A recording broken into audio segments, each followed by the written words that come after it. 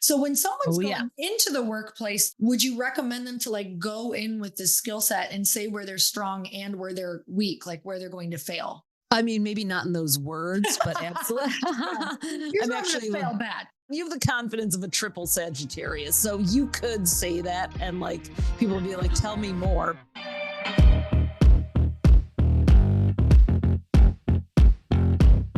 Ophira, welcome to the Earn Your Happy podcast. I'm so excited to have you on the show. Yes. Hello.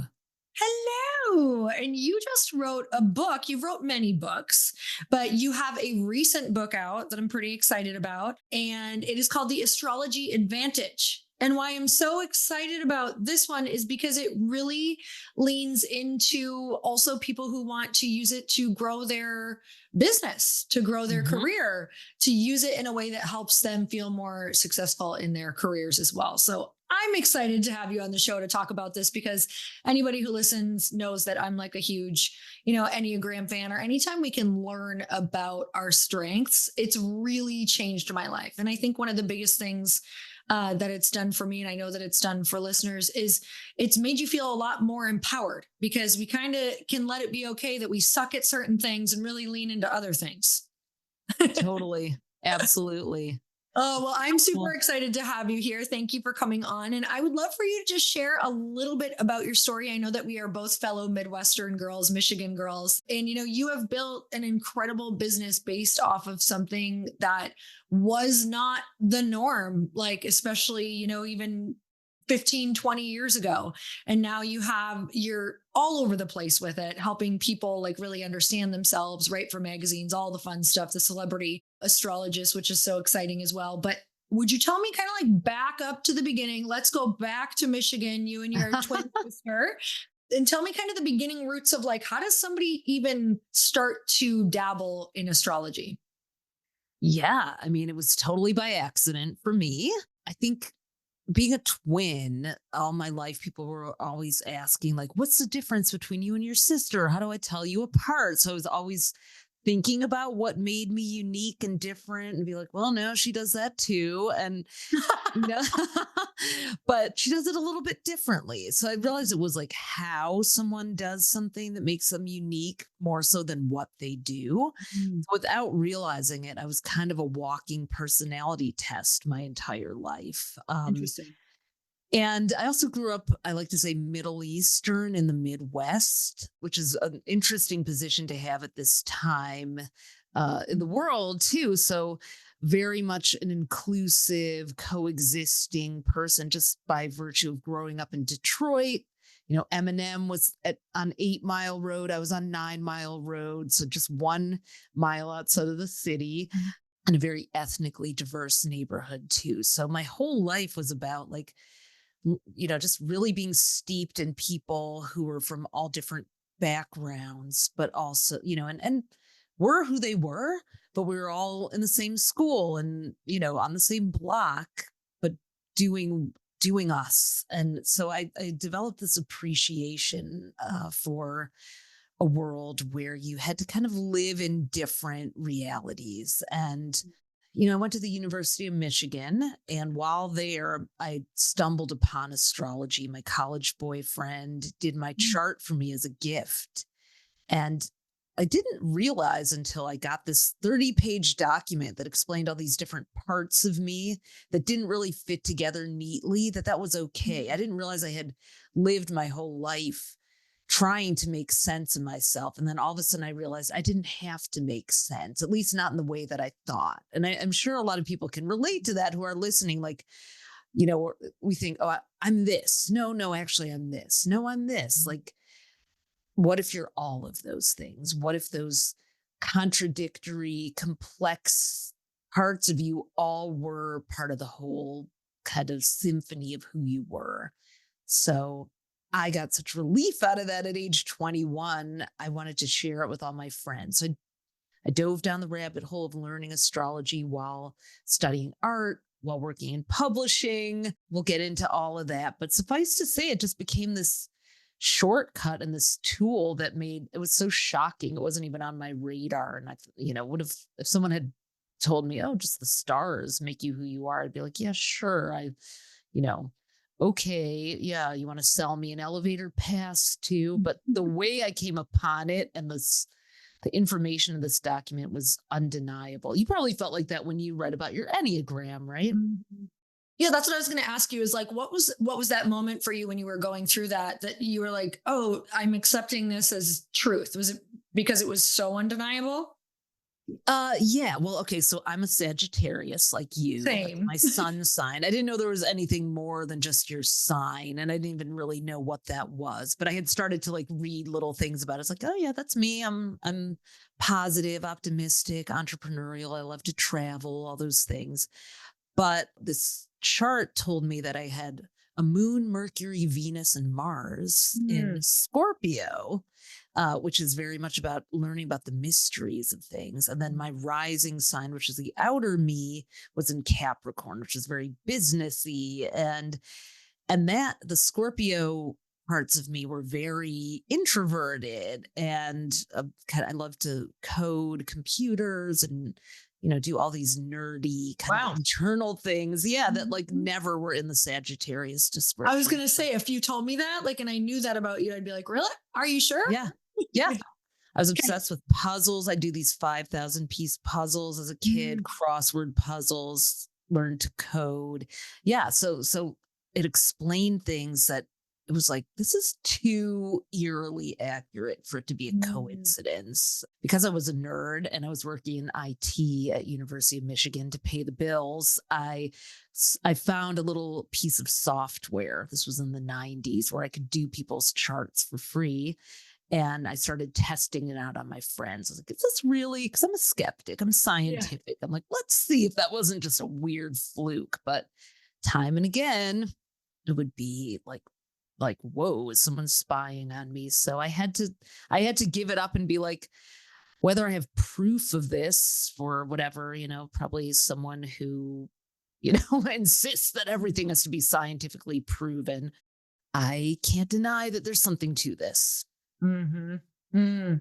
Yeah, it's when I first started kind of getting into astrology and just reading about my sign because it felt that way. I was like, "Wait, this is starting to feel very accurate." But I was just dabbling in like horoscopes, and a lot of the horoscopes didn't feel like they fit because I, I'm reading the same horoscope that you're reading. You're scientific. I am not. Like, I don't want to do the puzzles. I don't want to do You any of got that. a But lot I'm of like, yeah, Sag. You've got a lot of right. Sag, Sun, There's a Moon, and lot. Mercury. You want the big ideas. Yes, So, totally. mhm. So for me, I was like, I really like, I felt really drawn to it, but I'm like, but I so don't resonate with a lot of it. But the ones that I do, I like really resonate with. So that's why, with what you have, what your book is about, with everything that we're going to talk about today, I love how accurate it gets. And exactly like what you said when you were describing yourself, like these different versions of you that it's like in business, really being able to understand yourself and lean into those and know how you operate best. Because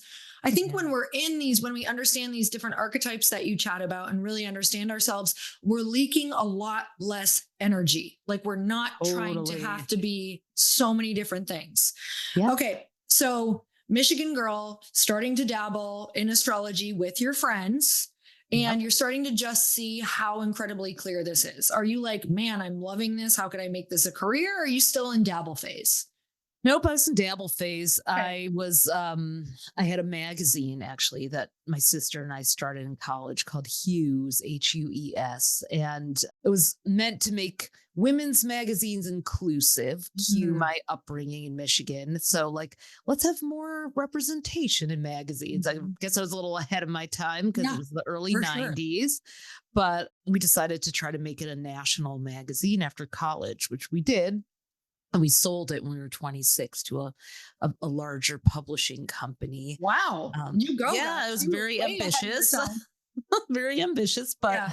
yeah, I would just talk about astrology. Hughes was a student publication at first. So we would have meetings with our collective of writers and designers of all different backgrounds. And we'd be talking about these kind of heavy identity issues, which we covered in the magazine. And then when we were done with that, talk would turn to astrology, and suddenly the mood would lift.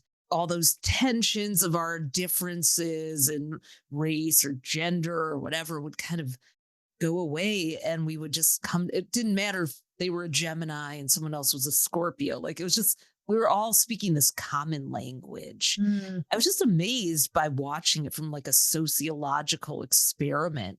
I was just like, mm, wow, this is the only thing I've ever seen where people can talk openly about their differences and not feel polarized and divided and alienated. And you can imagine that was way before what we're dealing with now in the world. mhm, So it just was like, I was just amazed to see how astrology brought people together. And that's just one of my core values and joys in life is to see people not being stopped by their perceived differences and connecting and collaborating and supporting each other because I really do think we are greater than the sum of our parts mm, and we need each other.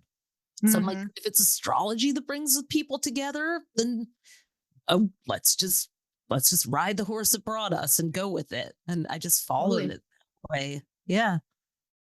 Okay, I Yeah. love this because I remember you're bringing me back to a time where we were sitting with my family on my husband's side and we get along, but we also can like have some very tense times, but we're open to communication all the time and we get through it, but we absolutely can bicker and fight through those times. But we were at my Sure. in-laws house and I just remember I was kind of struggling with some of the like relationships on that side is essentially just trying to understand how people operate. Like we work with my brother-in-law who's awesome, but he's a Virgo. I didn't under and Virgo and Sag Yes. working style is like very, Hmm.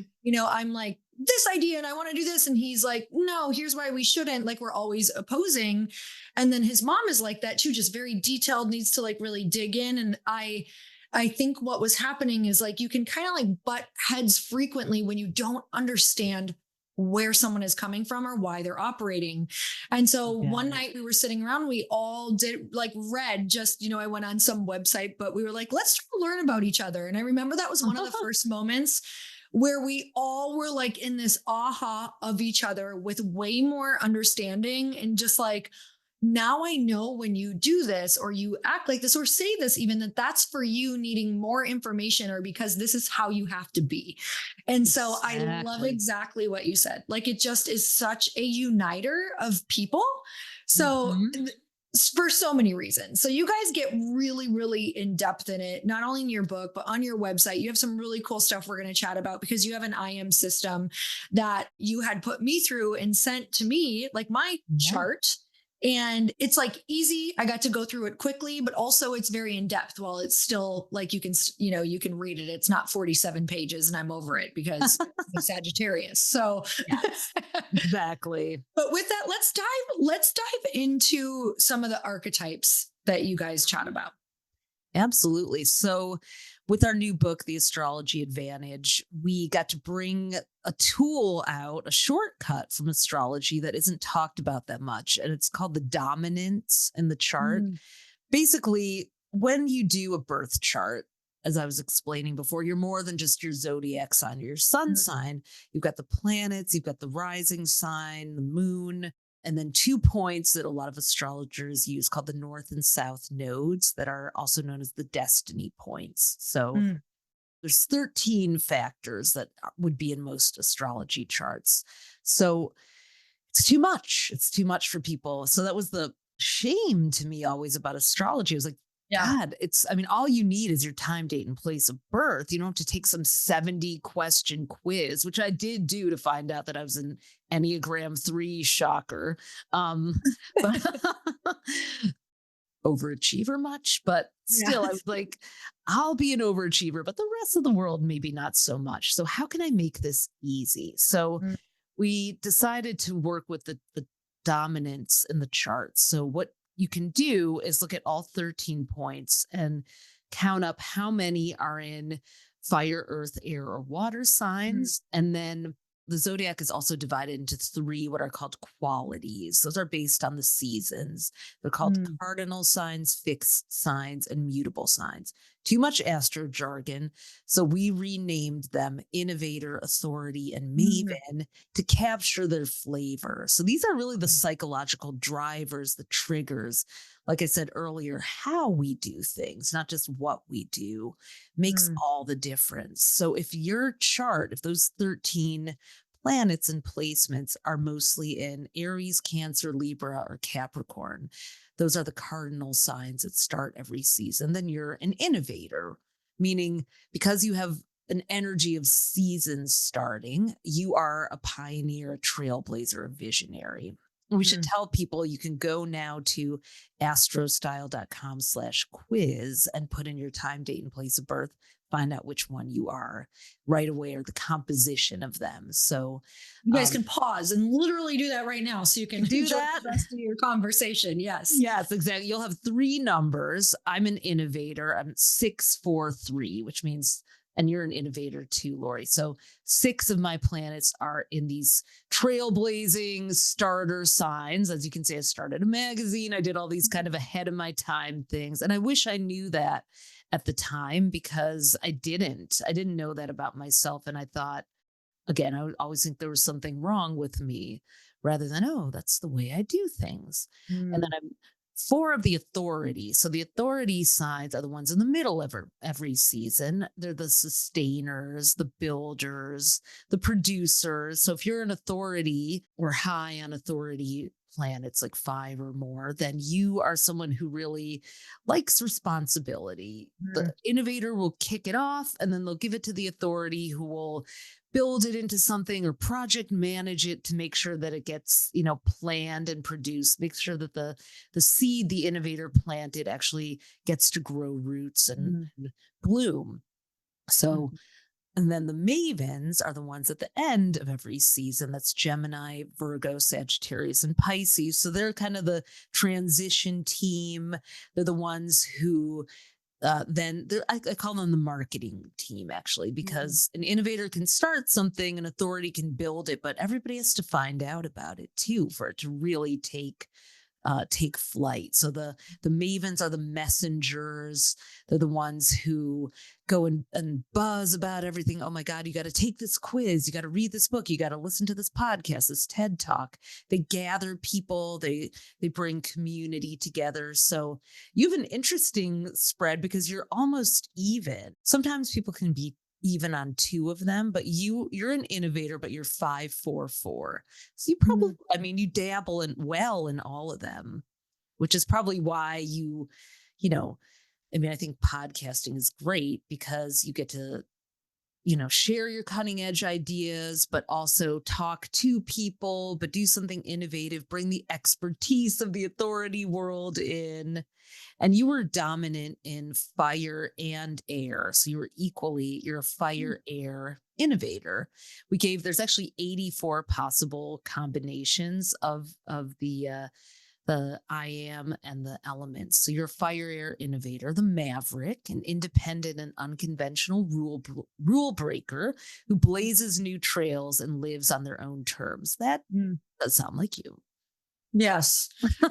This is so interesting. I've heard, quite a bit of different versions of these, but I've never, this feels, I will say, like the most fitting because you know how you said, like, oh, I've always been like, oh, I feel bad for this or that. Like, something with my Virgo, heavy Virgo team is that Yeah. I always want to include everything from the authority and the maven while I'm the innovator. And it's like, can you just focus? And I'm like, but they're so important.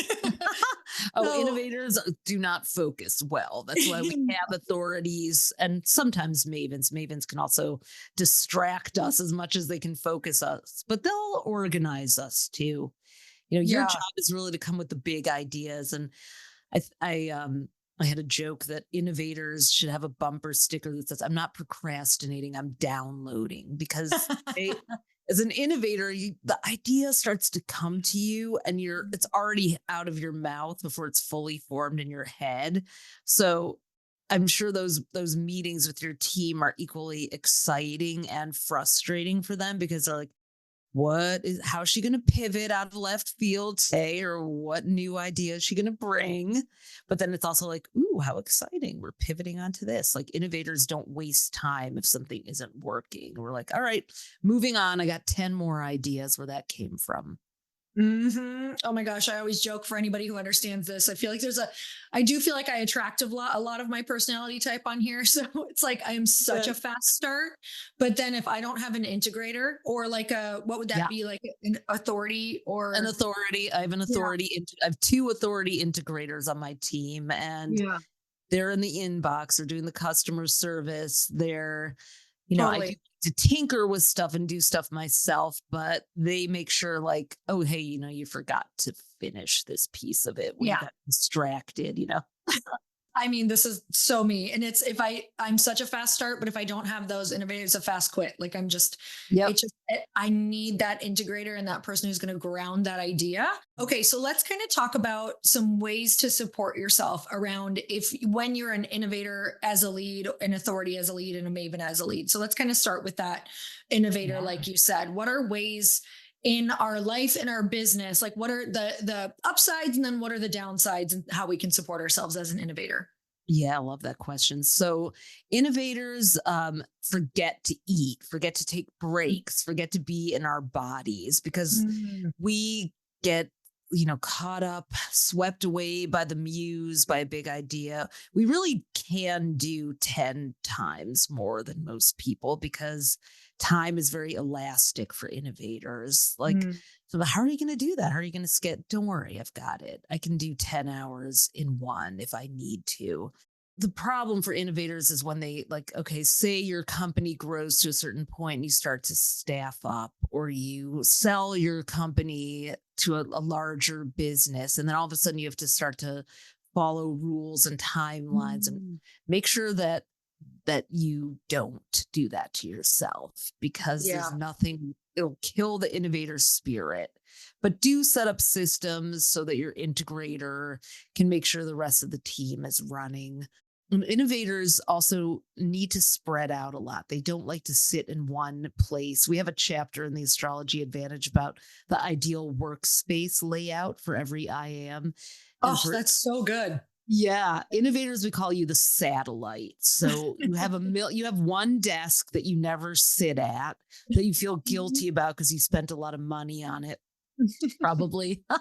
And Yeah. then you spread out everywhere else. You take over the dining room table, you have your cafe, you have your Soho house, you have all your Yes. places that you go. And you have to, like, I have multiple places and I'm like, what's today?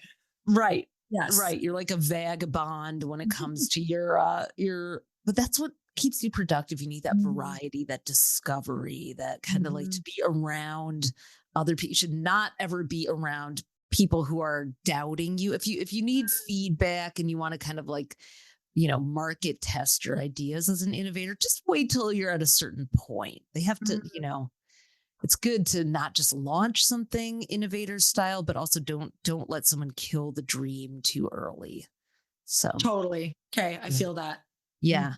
And then the authorities are very much like, I say we live in a type A world for the mm, authorities because they are the kind of linear certainty seeking. They can be very creative, but they still like a plan. They want to know, like they actually like get off on the process of mm, planning and their project management. They have a ritual. They love a ritual. They get themselves the new notebook, the new pen, and they set up their workspace. I actually did a session with Amy Porterfield, who's mm. an authority, and Yeah.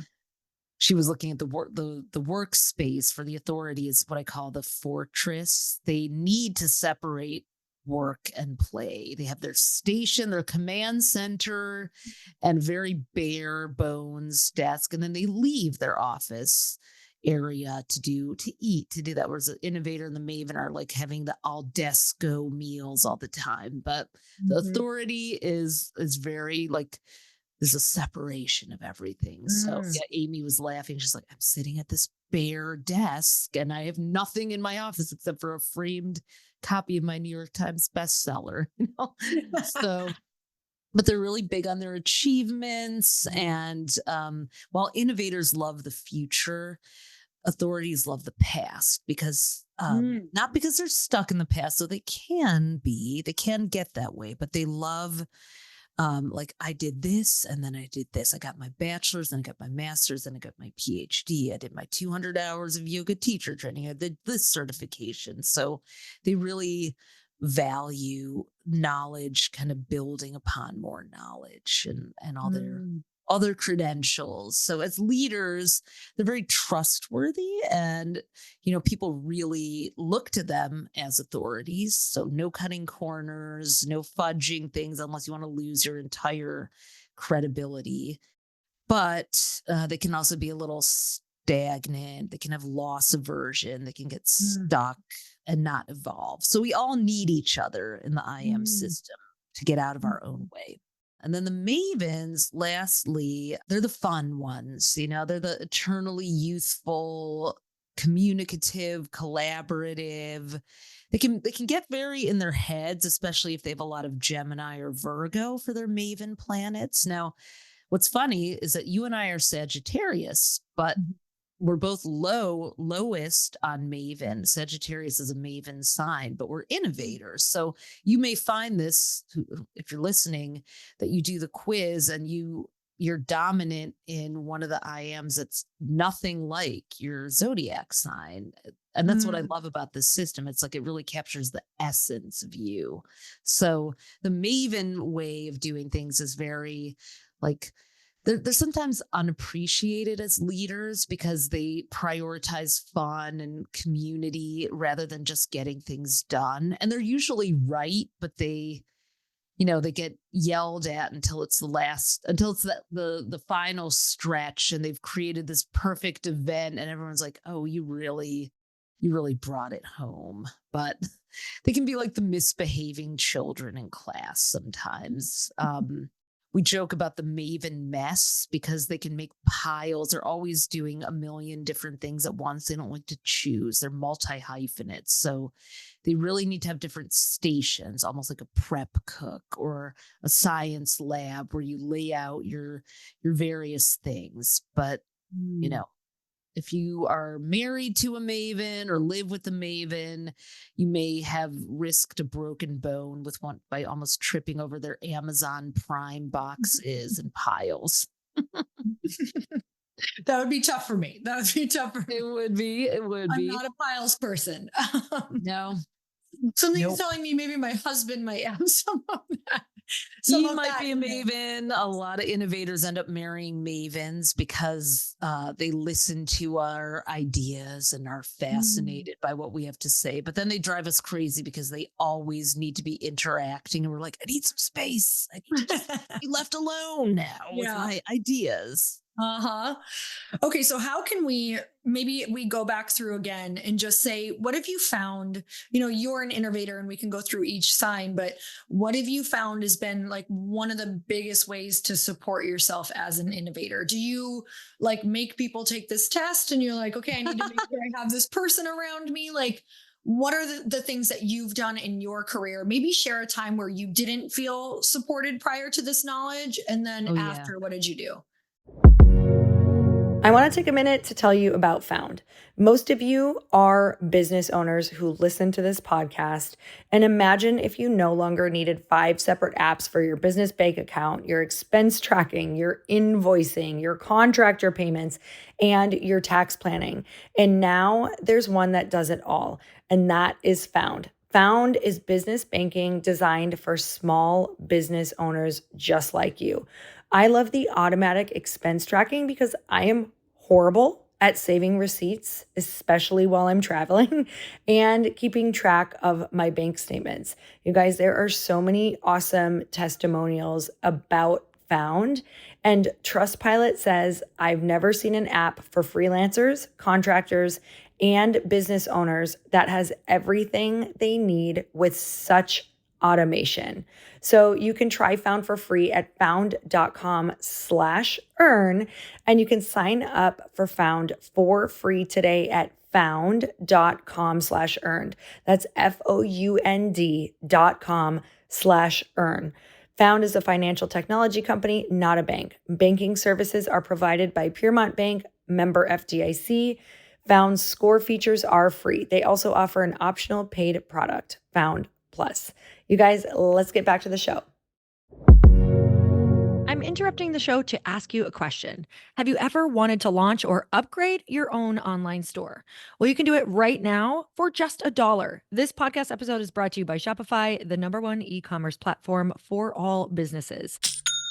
I've used Shopify for over a year, and it is the only platform that I trust for Glossy. You guys, when we were looking for what platform to use for our entire experience for Glossy online, for our customer, our checkout experience, we looked at so many of our North Star brands that we really looked up to. And we also looked at some of the most successful brands in the world, and they were all using Shopify. And let me tell you that when we dug deeper, it is for a reason. They can not only support you in the most incredible way in the early stages of launching your business and company, but also up to billions and billions of dollars, some of the biggest brands. So everyone from brand new businesses to Kylie Jenner has used Shopify.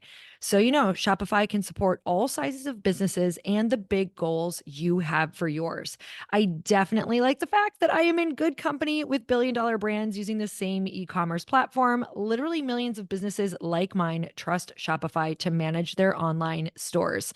So you can upgrade your business and get the same checkout experience as Kylie Jenner, as Crate and Barrel, and Rebecca Minkoff. You guys, I would say that this is a great platform to be on. So sign up for your $1 per month trial period at shopify.com/happy.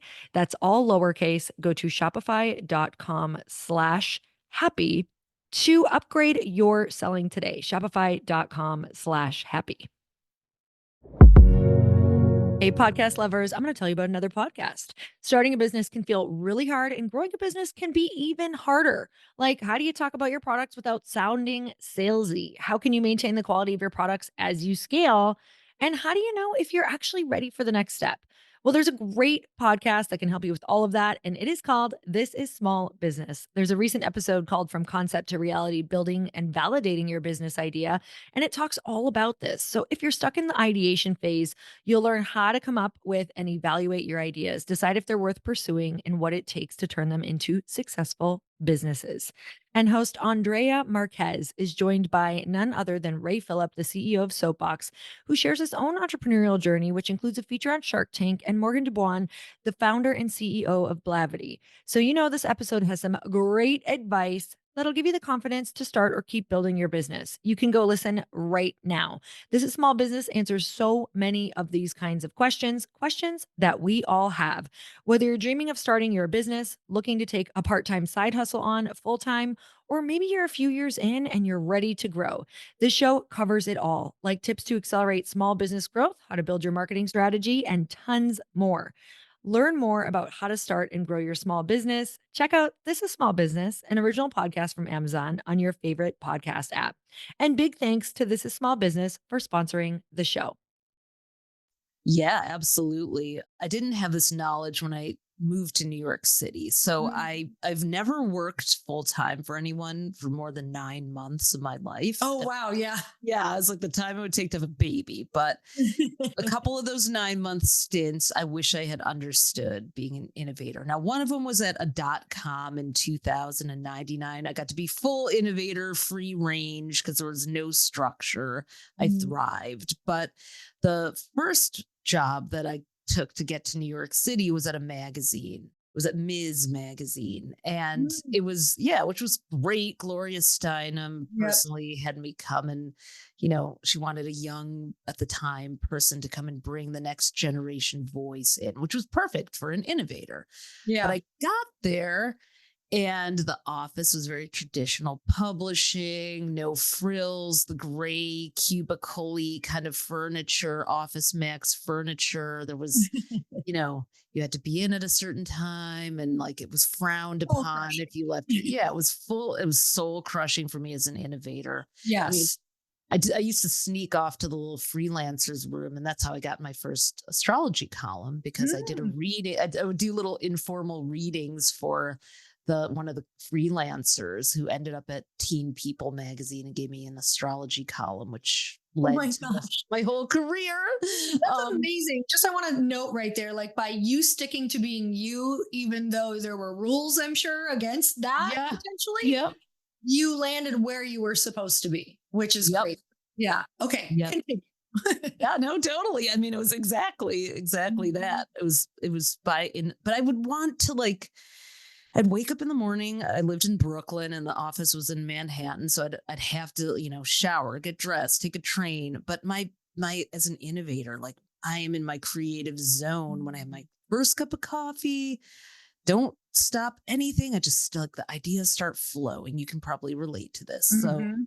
it would just drive me crazy that I'd be like, oh, I just got into a groove. And it was it was an idea for the magazine, but it was like, and now I have to stop and shower and take the train. By the time I walk into the office, I'm going to have lost all my inspiration and be tired and cranky. Totally. This was 1998 and 99. So there was no remote work at the time. Yeah. So it was just a shame. And I'd want to like get up and go to the bookstore and get some innovators need outside stimulation and download and inspiration to feed our ideas. But it was like, no, you go on your lunch break and you tell everyone when you're coming. It was like being a child, actually. It was Mhm. insulting to me. Like, but that's how we work, like clock out for lunch. I know it was also being responsible to my coworkers, but I just don't do well. So now in my own company, we have no full-time employees. We have full-on employees. So Mm. that means you ask for the support you need, you get it. We do know what your IM type is so we can anticipate so that I can make Mhm. sure that I'm not cheating you out of the structure that you need or whatever it is. But you can work whenever you want, and I'm not going to micromanage you. Just everything has to get done to the expectations when we agree that it's due. And other than that, your process is yours. Hmm. That is so insanely powerful because, like you said, some people are full on in the morning. Some people, I have one Yeah. incredible employee. I get emails, way late at night, but I don't care what she does during the day. She loves her creative time at night. Like, Yeah. and when you make people just have these different structures, it is so blocking. Like for someone like yourself, I'm just thinking, look at how much different companies may have missed out on someone so innovative and creative like you. Like you guys really set you blazed a trail in astrology, like all throughout the last, what, 20 plus years. And so Thank you. people missed out on that by making you work in certain boxes, and they pushed They you away to did. find a box that you could work in, a non-box, box with no walls. Okay, so let's talk about authority and how you can support authority now. Yeah. Yeah. Support and authority with the exact opposite. Like they need to know what's expected of them. My authority integrator, James, I know if I want to get the best out of him, I need to give him a list of exactly what I want. And I don't expect him to read my mind. He does. And so what we do is we use Marco Polo or Voxer and leave each other so I can asynchronously leave him messages as long as he knows, like I'm not using a million different ones. We have our go-to platforms that we use.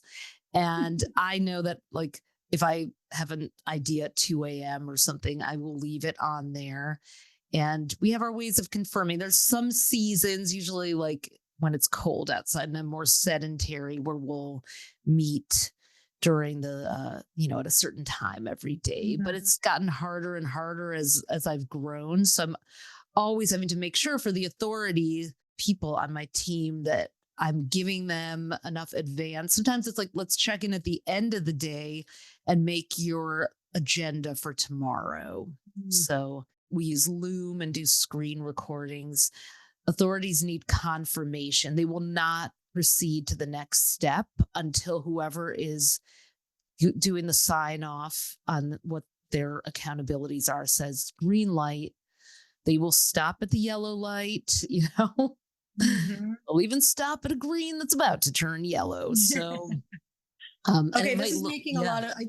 It's so yeah, funny as you're talking. I can literally be like, "Hey, everybody who I work with needs to take this test because where it could go wrong is certain people could be like, well, why don't they? They're not a go getter. They're not completing this the way that I want, even though you love the work.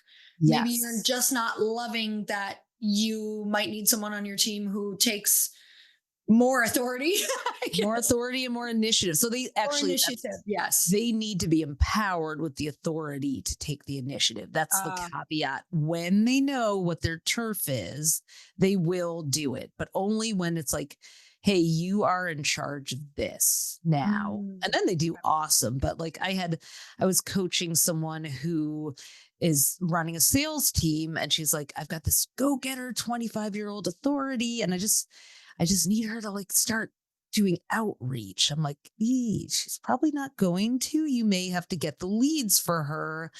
And then, but she'll send them all the material. She'll project manage the deal. She'll do all of that. So it's also about putting people in the right roles. Like over time, an authority, if they gather up enough of a network, can do sales and outreach and that kind of thing. Or if they really feel confident in what they're selling. But it's tougher for them to do that. So, okay, that is so good to know, because that can just, as somebody who leads companies or leads businesses, people who are listening, runs a team, you can spend a whole lot of time running in circles and draining a lot of energy again to want someone to be something else, that they're just never going to be. So the quicker you can move them into that role or wherever they need to go is so huge for you as a leader as well.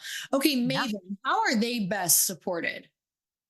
They need to know that like they don't have to choose only one thing, because that will drive them crazy. They need at least they need at least a couple things that they're working on at once, and definitely not to be micromanaged. Our managing editor is a Maven, and she has full freedom to go and like set up a blog post and get the art, and like they love the social aspects of the job. So make sure they're in something where they can work with a team and have some of that camaraderie. It's not good for a Maven to be isolated too much, and value their ideas too. So, their suggestions. They are always up on the trends and pop culture or the books. Even if they're not up on pop culture, whatever their area of expertise is, they're going to be in the know. They're big readers, YouTube listeners, so so they're kind of the eyes and ears of everything. They can be gossipy. You have to be careful. They can get distracted and social sometimes. They have great flair for marketing. They know what's good and what the kids are watching and listening to. So they will keep your company from getting stagnant and out of touch. And that's more important than ever now. That's huge. So do you have a story where you feel like integrating this has been super transformational, either for a group of people or at a workplace, or tell me something? Yeah, I recently went away with a 6-person executive team, and they realized they had no authorities on their team. A couple of them were hybrids, but they were mostly innovator and Maven. And there was were things not getting done, or what was the result of having no authority? The result was that they were a little siloed. They didn't have any real internal processes. So so everybody was kind of running their own department, but they weren't cohesively brought together. And so that was great when they were in startup mode, but now they've gotten funding and they're growing. And so they were struggling with scaling, and they have, the aspiration to add a 0 to their revenue by the end of the year, the end of 2025. So in order to do that, they're going to have to put more company-wide processes in place, or, do a little more formal kind of things. Like the CEO is like, well, I'm not going to hold anyone's hand. And so what came up was like, maybe to create a training program for everybody. Like they had hired a lot of like young Gen Z, scrappy kind of people who they felt were like, I just read a statistic that 75% of some companies that were surveyed had fired a recently hired college grad this year Mm. because we have 5 generations of people in the workplace right now. So we really do need some common language. And apparently 95% of Americans read their horoscope and 70% believe it. So I'm like, this is actually a pretty good tool maybe to unite us. But they, Wow. they were like, oh, what do I do? Because she has so much potential. But what had happened is I think they acquired another company and put new senior managers above these kind of younger people who had been free range during the startup era. So, and they weren't adapting well. So they needed to add the authority flavor, just like the young people, they didn't know what was expected of them. And I don't even know if it was because they were young, or because it was like the culture of the organization was innovator maven heavy. And now it needed authority structure. But they had people who were like, I'm going to wear whatever I want. I'm going to chat with the people who come into the business and that kind of thing. So it wasn't like they didn't have dress codes. They didn't have any codes. It was just like, we're all making this thing go. So how to not lose the spirit of honoring individuality, but still create that framework. So that's what we started working on, and we'll probably continue to work on ongoingly, preserving the spirit of the business. And we actually did a chart for the business itself too, Mm. which I think it was a maven business also. So you can take the day that you incorporated and do a Mm. full birth chart and find out the I am for that, and make sure that that is reflected in your organizational culture. That is so interesting. Are you finding yourself, you personally, are you gravitating more towards helping businesses with this right now? Yeah, we've been kind of quietly doing that I started as an affiliate for Marie Forleo's B School a decade Mhm. ago, maybe more. And then we developed our own program. We called it the Cosmic Success Incubator, Astropreneurs. It became named after a while, but we'd have like 100, 120 people for a year working on their businesses and brands, the entrepreneurs and wantrepreneurs, as we call them, the wannabe entrepreneurs. And just saw amazing results. So I'm really loving now taking teams. We have 3 workshops, one on personal branding with astrology, one on team dynamics, and one on just understanding your blueprint. And I've been going to, like, we spoke at the Fast Company Innovation Festival. I have some big financial and other companies bringing me in to do like hour-long workshops for their team, like in the guise of fun, but everybody's like, ooh, we should really start using this. So I'm developing it into more of a program, like a Myers-Briggs Enneagram kind of thing. Yeah, this is so helpful because what we can tend to do, well, I'm saying we in blanket statementing right now, because what my particular personality used to do when I very first became an entrepreneur, I was terrible at like hiring and creating teams. I was just like, let's go. Here's the vision. I'm going to keep telling you the vision, but putting together a team was like, it was a shit show on fire. It was not great. Like, I would hire people who I was like attracted to, like personality wise. It was like, oh, Oh you're God, fun yes. and you're X, Y, and Z, and you're going to be great to work Totally. with. So it was a bunch of people who all wanted to be kind of either doing what I was doing, or just we wouldn't integrate, couldn't stay linear, couldn't get the job done. And that Right. was a really hard thing to learn, because it can, you put that in the workplace and it can really break up relationships quickly as well. And you can feel like a terrible leader because you're like, I'm hiring people based on True. what they're telling me or what they want to be. Because I also think when you're hiring people, they can have high aspirations of wanting to be something they're not. So when someone's going into the workplace, do you like recommend them? Like if they're not necessarily wanting to be an entrepreneur, but maybe they're working for a company right now, would you recommend them to like go in with this skill set and say where they're strong and where they're weak, like where they're going to fail? This podcast is brought to you by BetterHelp. And you guys, I'm going to relate this back to business, because if you have big dreams, if you have big goals, if you've started a business, if you have a business, let me just tell you, it is the biggest personal development that you will ever do in your life. Whether it is going to post on social and it's bringing up all of these different triggers and you're worried and you're afraid of judgment, or you don't even know who you are when you go to post, you don't know what to talk about, you don't know how to make it authentic. I'm telling you, therapy can help you tap into all of that and work through what's coming up for you and what's triggering you around all of it. I am obsessed with having coaches. I am obsessed with therapy. I am obsessed with talking through my experience. So you guys, truly, if you're thinking of starting therapy, give BetterHelp a try. It's entirely online. So it's like one of the best and easiest ways to dip your toe in, because BetterHelp is designed to be convenient, flexible, and suited to your schedule. All you have to do is just fill out a brief questionnaire to get matched with a licensed therapist and switch therapists at any time for no additional charge. Rediscover who you are with BetterHelp. Visit betterhelp.com/Lori today to get 10% off your first month.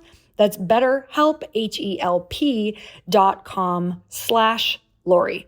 And you guys, seriously, go and check it out. Every single person that I know who is super successful either has a coach or a therapist.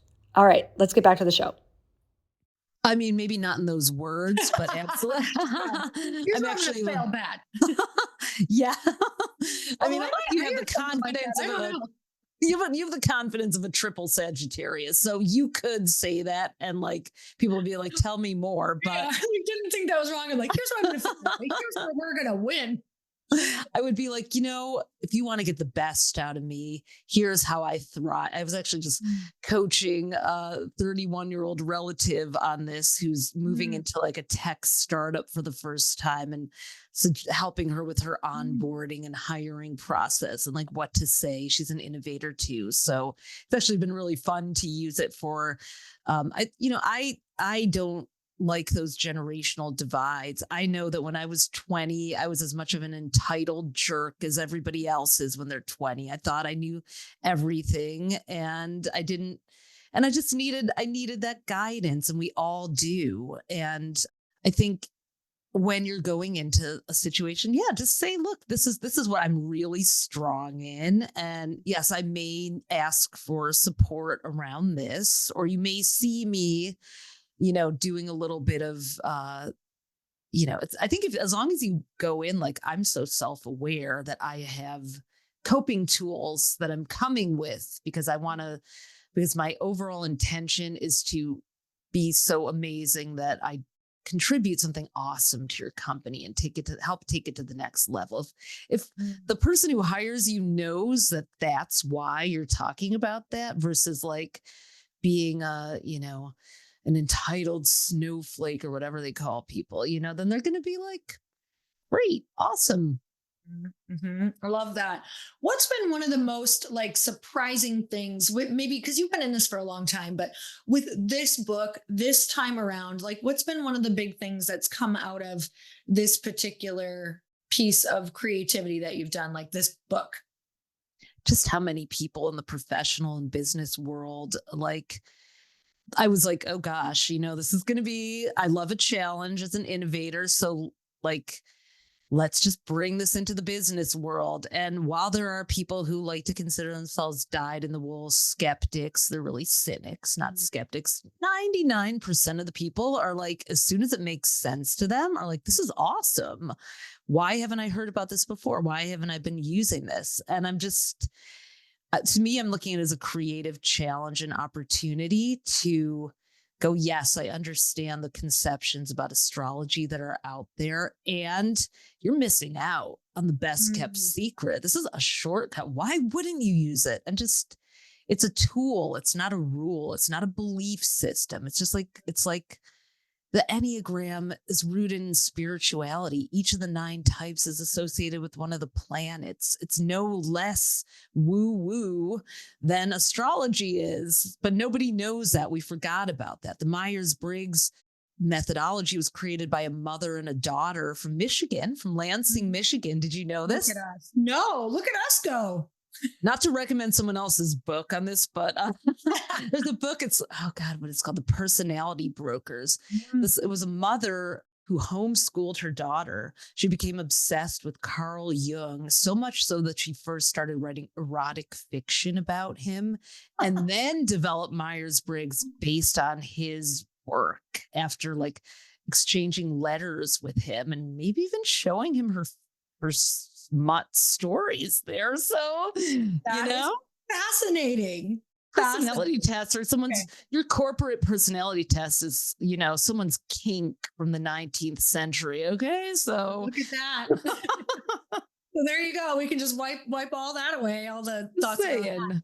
Yeah. Okay, so I love that you brought that up because I feel like I always have like one or two people who are, because I came from a very religious background, was homeschooled through high school, like a lot of like the just very isolated upbringing. And I think initially when I first started dabbling in spirituality a lot of years ago now, it felt like, is this okay? Is this, what is this? Is this Yeah. like a belief system? Is this like a cult? What is this? And then Totally. I think I just learned so much around like, no, these are actual, like, how would you explain that? Like, how do you explain that to people who maybe have that Yeah. thought in the back of their Well, head? I love that. And, my mother is a rabbi. I grew up with Mm, Judaism very strongly in our home. My grandmother was a Holocaust survivor. So religion was a part of my life too. yeah. And I grew up around a lot of very Christian and Muslim people in Detroit. So, Detroit, Michigan is a very religious Midwestern area. And I always say, I'm wearing a ring with Orion's belt, the 3 stars. These are the same stars that the Magi followed to Mm, Jesus' manger in the Bible. So we have been following the stars to survive for all of civilization. mm, So I have a lot of Christian, even born again Christian people that I counsel with astrology. And it's really your intention. Like this is just mapping the stars and going, okay, it's like math. It's like what's happening overhead. Like it's not anti-religion to find out what the chemical compound of water is. It's got hydrogen, it's got oxygen. Okay, well, there's Pluto and it's forming a 90-degree angle to where you are on Earth. It's just, and this is what it could mean. So it's mm, just a system and it has nothing to do with that. But of course, it's what you do with it. There are people who will use a lot of things mhm. for perverse, but they'll use, daycare centers to do harm to people. They'll use, all kinds of sacred institutions, even religious institutions have been corrupted by people abusing their power there and in clergy roles. So I think, of course, humans do a lot of messed up stuff to each other. And then there are good humans who take the position of trust that others give them very seriously and bring integrity to it. So Mhm. yeah. But that said, astrology is not a licensed, regulated practice either. So you want to make sure you know who you're talking to. Totally. Get I a love that. reading. Yeah. Yeah. Just like a therapist. Yeah. A therapist, a business coach, a podcast host, like Absolutely. do your own work. Don't take everything that they Mhm. say as final at all. I love that. Yes, you have to, in biblical terms, eat the fruit and spit out the seeds. We'll bring it right there. Yes, Figure it out. exactly. Well, I I've love loved that. this conversation so much. Thank you so much. I loved learning about myself. I love learning about the different archetypes. I think this is so helpful for people. If we want to continue on and go a little deeper into this, I know that we have your book, so I've hooked it up into the show notes as well. Awesome. So, wherever books are sold, we can also go and grab Absolutely. your book. It's on Audible, it's on Kindle, and you can go to astrostyle.com/IAM.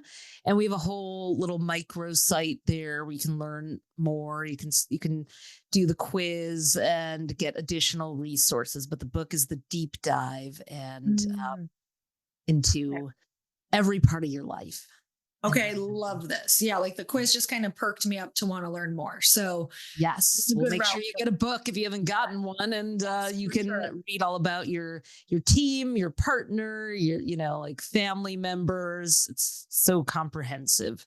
Yeah, I'm telling you guys, it's the best to be able to learn about yourself and the people around you. So it just makes for better interactions all around. And you can like actually let go of some expectations that might be, pulling from the relationship, like hurting the relationship. So I'm so Absolutely. grateful for you. Thank you so much. You guys, everything is in show notes if you want to go and grab that book or go look at the quiz, which I highly recommend. I absolutely loved it. Your products are beautiful too. Like it's so stunningly pleasing. I just love like the whole part of it. So you guys, you know that I love to see what you took out of this podcast. So if you want to go and tag AstroTwins on Instagram and tag me and let us know what your biggest takeaway was. We always love to see who's listening, who's watching, and we'll share your story as well.